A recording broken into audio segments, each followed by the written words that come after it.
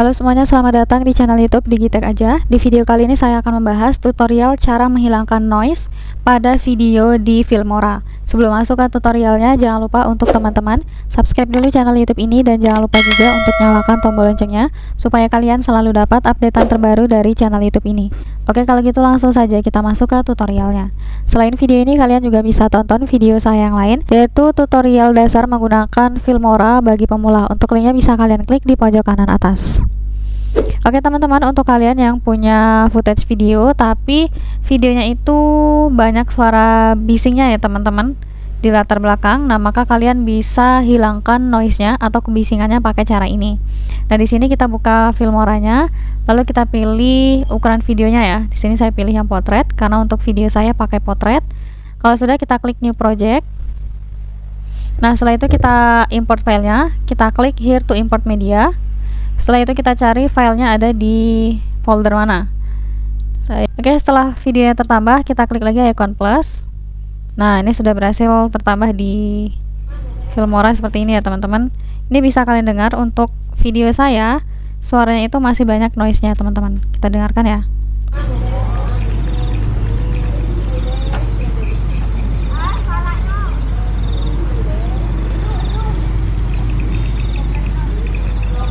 Nah, masih banyak noise-nya ya teman-teman. Ada suara jangkrik, ada suara orang lagi ngobrol dan sebagainya.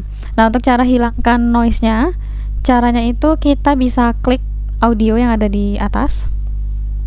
Lalu kita scroll ke bawah. Nah, kita bisa pilih yang ini.